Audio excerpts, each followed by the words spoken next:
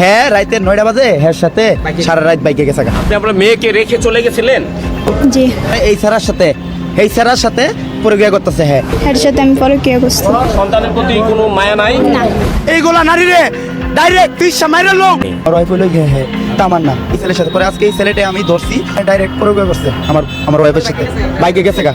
হ্যাঁ রাইতে 9টা বাজে এর সাথে সারা রাত বাইকে গেছে গা। মানে রাস্তার মধ্যে আসছিল পরে আমার কাছে আসছিল আমার মেয়ে।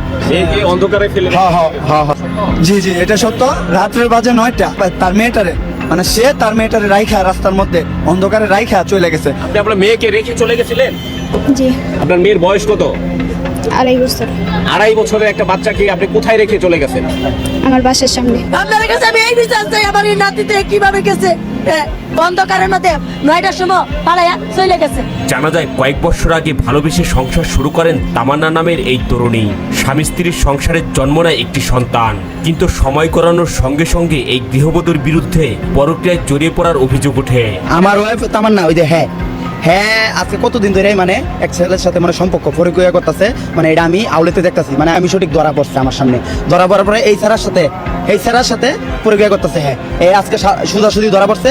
এর লেগে মনে হয় আমার এই মেয়ের পালায় কালকে রাতের বেলা চলে গেছিল। হ্যাঁ এটা আমার মেয়ে, এটা আপনার wife? এটা আমার ওয়াইফ। আর তো আপনার হাজবেন্ড কি বলতেছে সত্য? হ্যাঁ? না, আমার বলার কিছুই নেই। এটা আমার মাইয়া, আর উনি? আমার জামাই। আর উনি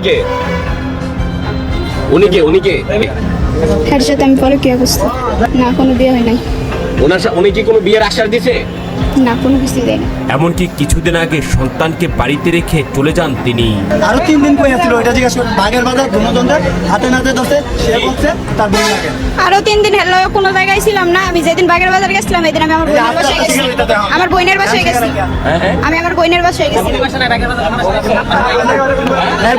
হ্যাঁ বোন তাহে টঙ্গি বাগের বাজার না, হ্যাঁ মহিলা দেখছে বাগের বাজারের আগে কিন্তু আনসার তার কোনো মহিলা তাহে না, তার বোন তাহে না। পরে সেই জায়গাতে হ্যাঁ আমার গাড়ি তুলে দিছে টঙ্গির গাড়ি। আমার বোন আপনার হাজবেন্ড তো বলতেছে যে টঙ্গিতে থাকে। আমার একটাই কথা বাগের বাজার আমার বোন তো টঙ্গি তাই, আমি তো বলছি টঙ্গি তাই। হ্যাঁ এই জায়গাতে আমার টঙ্গি উঠাই দিছে টঙ্গির গাড়ির মধ্যে। পরে আমি চলে গেছি। এদিকে তামান্নার বক্তব্য, তিনি আর স্বামীর সংসারে ফিরতে চান না। স্বামীকে ডিভোর্স দিয়ে কথিত পরক্রিয়া প্রেমিককে বিয়ে করার ইচ্ছার কথাও জানান তিনি। এখন এই ছেলেকে আপনি বিয়ে করবেন? জি জি আপনার মেয়েকে ফেলে রেখে চলে যাওয়ার কারণ কি? ছেলে কি বিয়ে করবেন? জি, আপনার স্বামীর সমস্যাটা কি এটা বলেন। কোনো সমস্যা নেই, আমি সাইরা দেব। সবচেয়ে গুরুত্বপূর্ণ বিষয় হলো সন্তানের ভবিষ্যৎ নিয়ে প্রশ্ন করা হলেও তিনি আর স্বামীর সংসারে ফিরতে চান না বলে সাফ জানিয়ে দেন। চোর কোনো সময় নিজে স্বীকার করবো না যে আমি চোর, ঠিক আছে? কিসের জন্য শিখেছে এই ছেলের সাথে? সে স্বামী ছিল না, তার স্বামী তো ছিল। সে কেন যাবে অন্য পুরুষের সাথে? সে কেন যাবে? সে যদি এই কাজ না করতো সে এটা কেন করবে বলেন? সে নিজের জামাই থয়া এর সাথে কেন পরিচয় করবে?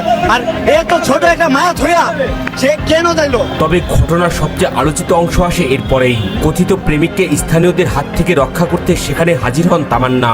এই সময় স্বামীর পক্ষ নেওয়ার পরিবর্তে এই প্রেমিকের পক্ষেই কথা বলতে দেখা যায় তাকে। তারে ধরার পরে সে আসছে ছুটে নিবার মূলত পরে যে সময় আটকেছি